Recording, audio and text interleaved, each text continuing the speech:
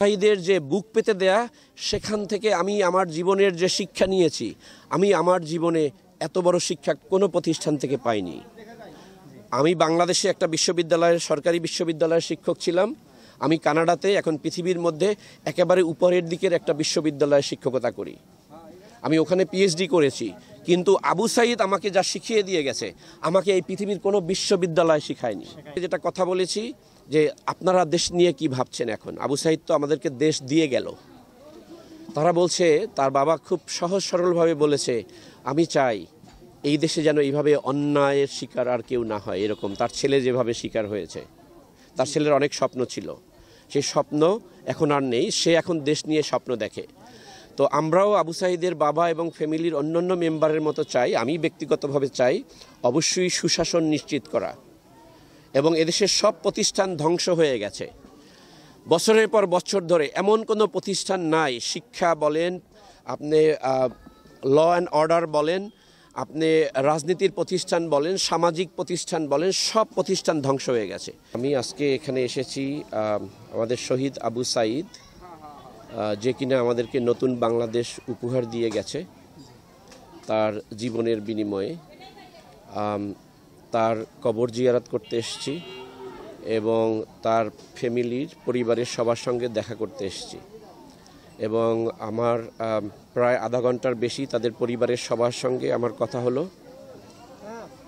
আমি তাদেরকে যেটা বলেছি যে আবু সাঈদ শারীরিকভাবে চলে গেছে এবং আবু সাঈদ আমাদেরকে যে ঋণী করে গেছে, সেটা পুরো বাংলাদেশটা দিয়ে দিলেও সেই ঋণ আমাদের শোধ হবে না। তার ঋণ যদি আমরা শোধ করতে চাই অল্প পরিমাণেও, সেটার কি করতে পারি, আমি তার বাবা মা এবং বোন ভাই তাদের সঙ্গে আলাপ করলাম। প্রথমে আমি তারা কি বলল সেটা একটু বলতে চাই, তারপরে আমি নিজেরটা বলবো। তো তারা যেটা বলেছে প্রথমেই, যে তারা কি চায়। সো প্রথমেই যেটা বলেছে সেটা হচ্ছে, আবু সাঈদকে যারা হত্যা করলো, সেটা হচ্ছে সরাসরি যারা গুলি করলো এবং গুলির যারা নির্দেশদাতা, তাদের ফাঁসি চায়। আবু সাঈদের বোন, একেবারেই খুব আদরের বোন, যার কান্না আমরা সারা পৃথিবী দেখেছি, সে বলেছে সবার ফাঁসি চাই। তার বাবা মা বলেছে তাদের বিচার চাই। আর আমি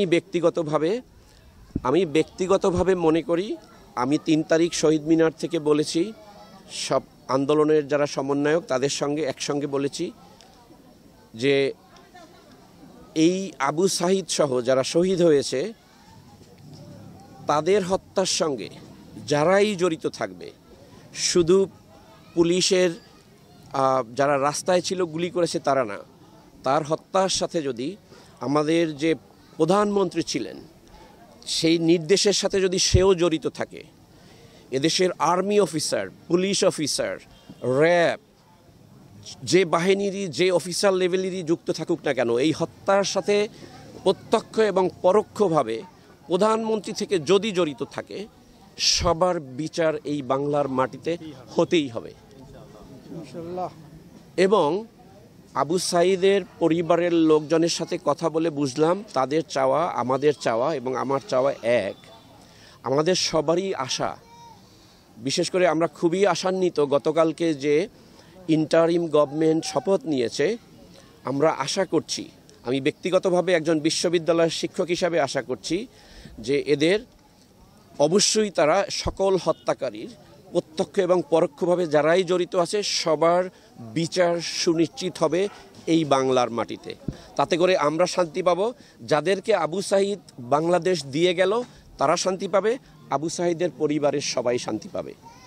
এবং এই হত্যার বিচার যদি না হয় এবং আমরা যদি সামনের দিকে এগোনোর চেষ্টা করি, তাহলে আমি বলবো তাতে করে আবু সাঈদের আত্মা শান্তি পাবে না, আমার আত্মা শান্তি পাবে না, এবং আবু সাঈদের পরিবারের কারো আত্মা শান্তি পাবে না।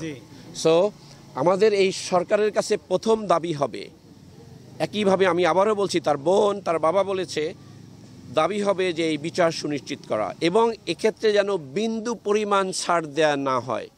আমি আবারও বলছি রিপিটেডলি, যদি প্রধানমন্ত্রীও এর পিছনে জড়িত থাকে, তাকে এই বিচারের সম্মুখীন করতে হবে। এরপরে হচ্ছে, আমি তার ফ্যামিলির সঙ্গে যেটা কথা বলেছি যে আপনারা দেশ নিয়ে কি ভাবছেন এখন? আবু সাঈদ তো আমাদেরকে দেশ দিয়ে গেল। তারা বলছে, তার বাবা খুব সহজ সরলভাবে বলেছে, আমি চাই এই দেশে যেন এইভাবে অন্যায়ের শিকার আর কেউ না হয়, এরকম তার ছেলে যেভাবে শিকার হয়েছে। তার ছেলের অনেক স্বপ্ন ছিল, সেই স্বপ্ন এখন আর নেই, সে এখন দেশ নিয়ে স্বপ্ন দেখে। তো আমরাও আবু সাঈদের বাবা এবং ফ্যামিলির অন্যান্য মেম্বারের মতো চাই, আমি ব্যক্তিগতভাবে চাই অবশ্যই সুশাসন নিশ্চিত করা। এবং এদেশের সব প্রতিষ্ঠান ধ্বংস হয়ে গেছে বছরের পর বছর ধরে, এমন কোনো প্রতিষ্ঠান নাই, শিক্ষা বলেন, আপনি ল অ্যান্ড অর্ডার বলেন, আপনি রাজনীতির প্রতিষ্ঠান বলেন, সামাজিক প্রতিষ্ঠান বলেন, সব প্রতিষ্ঠান ধ্বংস হয়ে গেছে। সো আমাদের দ্বিতীয় দাবি হচ্ছে এই সরকারের কাছে এই সব প্রতিষ্ঠানকে আবার রিফর্ম করতে হবে।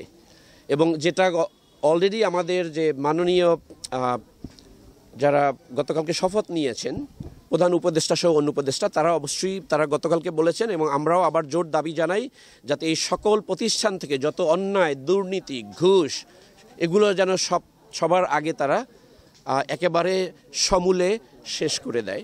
এবং আমরা আশা করছি তারা যদি এই কাজগুলো আমাদেরকে সাথে নিয়ে, এবং আমি মনে করি এই নতুন আবু সাঈদের নতুন বাংলাদেশে আমরা সবাই এই সরকারের সাথে থাকবো ইনশাল্লাহ। আমি ব্যক্তিগতভাবে থাকব, এবং আমি আবু সাঈদের যে বুক পেতে দেয়া, আমি বিশ্ববিদ্যালয়ের একজন শিক্ষক, আবু সাঈদের যে বুক পেতে দেয়া, সেখান থেকে আমি আমার জীবনের যে শিক্ষা নিয়েছি, আমি আমার জীবনে এত বড় শিক্ষা কোনো প্রতিষ্ঠান থেকে পাইনি।